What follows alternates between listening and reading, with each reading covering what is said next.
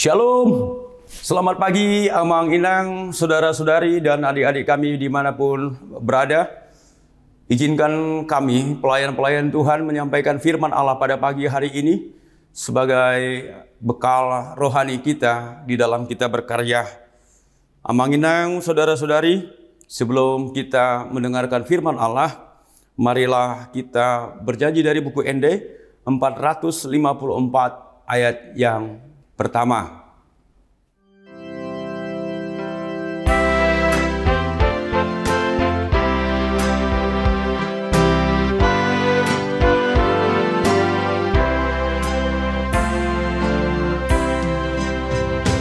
Oh Tuhan Yesus, tolonglah roh aku nidaho, tumasai sonang roh hati Allah Tuho Allah, tulung angau diholong ni dang boy hudodoi dias tutu doro hati di bahan mudarmi.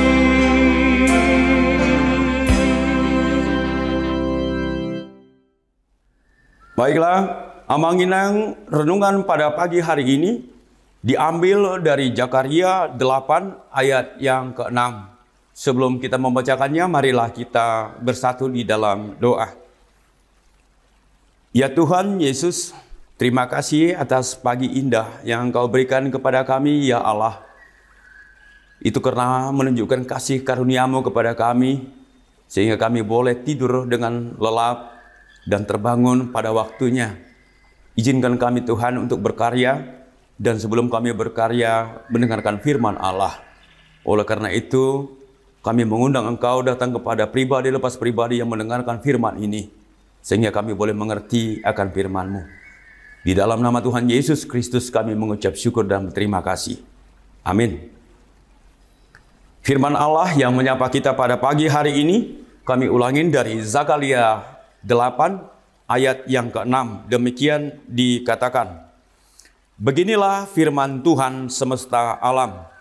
Kalau pada waktu itu sisa-sisa bangsa ini menganggap itu hal yang ajaib, apakah aku akan menganggapnya ajaib? Demikianlah firman Tuhan semesta alam. Topik kita pada pagi hari ini adalah tidak menyia-nyiakan berkat Tuhan.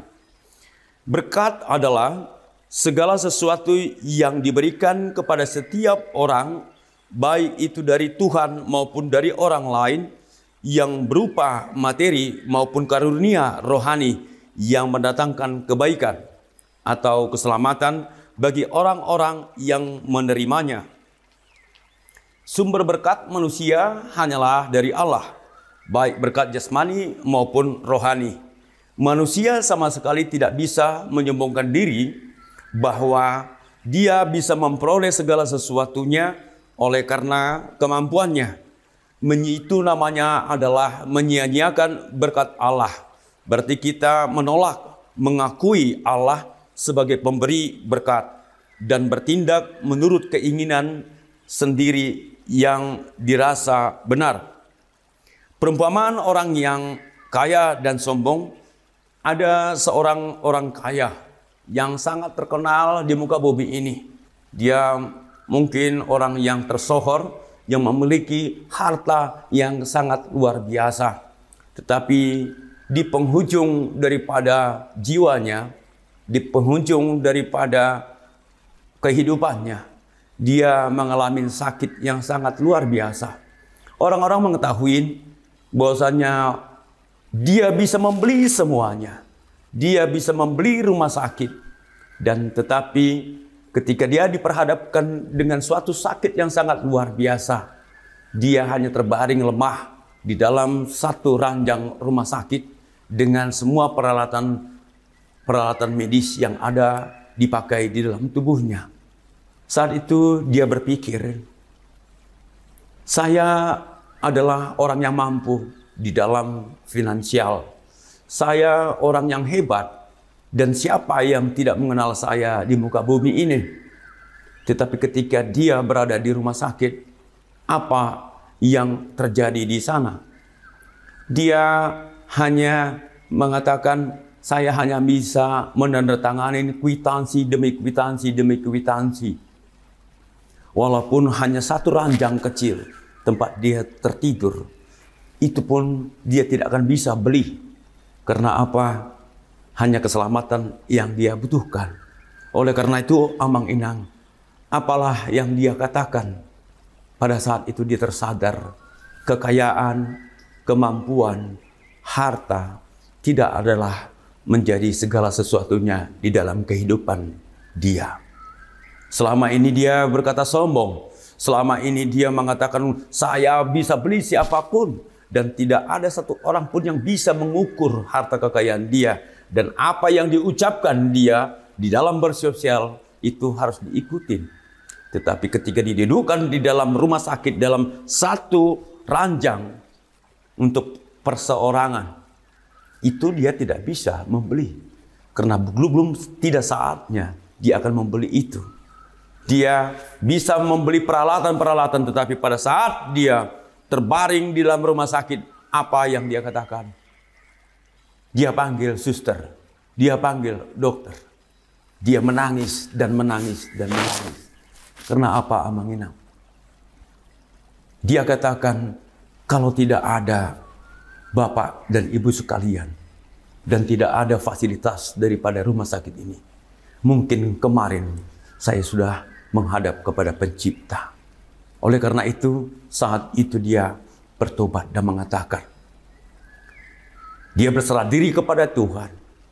Dia katakan, Tuhan, ketika Engkau mau panggil saya, semua harta saya harus saya berikan kepada orang-orang yang membutuhkannya. Saudara-saudara, firman Allah mengingatkan kita. Bersyukur kalau kita diberikan berkat yang sangat luar biasa. Tetapi berkat itu jangan coba-coba untuk memberi atau membuat orang menjadi sakit hati. Tetapi berbagilah kepada orang-orang yang sangat membutuhkan. Di luar sana masih banyak orang yang tidak makan. Di luar sana masih banyak orang yang tidak punya tempat tinggal. Di luar sana masih banyak orang yang menderita, tidak makan dan tidak minum. Lalu mari kita berbagi.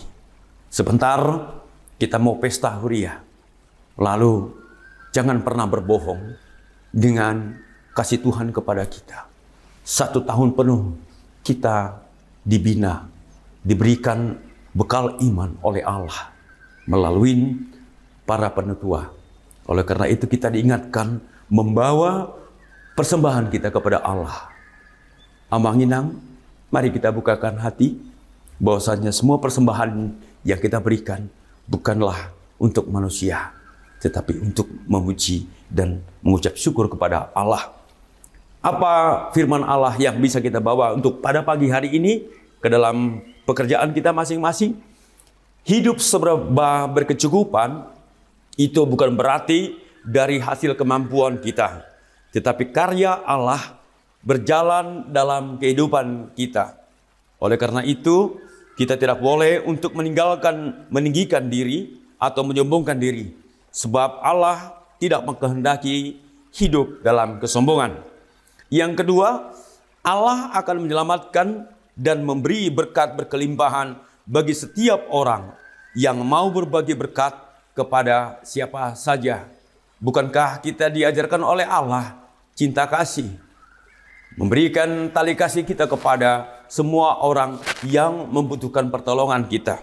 Yang ketiga adalah berbagi berkat adalah bukti bahwa kita orang yang percaya kepada Allah. Karena kita diajarkan untuk berbagi kasih melalui karunia berkat. Amang-inang, mari kita berikan berkat kita kepada siapa saja yang membutuhkan pertolongan-pertolongan kita.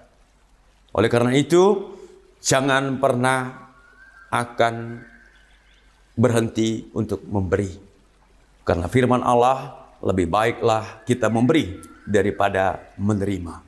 Demikian firman Allah pada pagi hari ini. Kiranya konsep firman Allah pada pagi hari ini membawa kita ke dalam semangat untuk menolong sesama satu dengan yang lainnya. Amin. Kita berdoa. Terima kasih ya Tuhan atas firman-Mu pada pagi hari ini. Kiranya firman ini menjadi bekal di dalam kehidupan kami untuk berkarya di dalam kehidupan kami. Tuhan, bantu kami dan ingatkan kami Tuhan.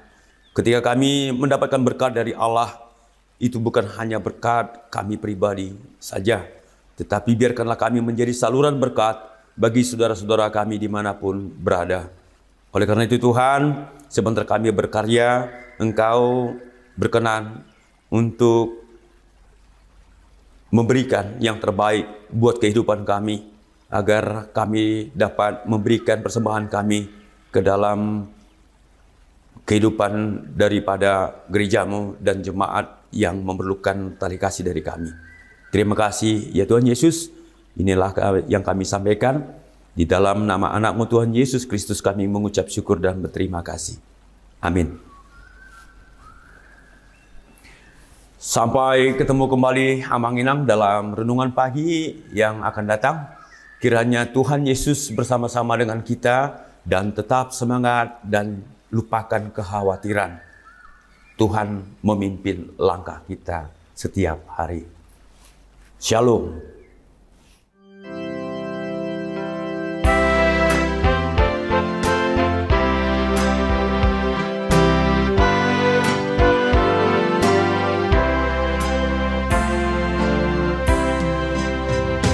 Ku sungguh mengasihimu, ya Yesus Tuhanku. Senanglah kini hatiku datang kepadamu. Ajaib benarlah kasih-Mu, tiada terduga ku.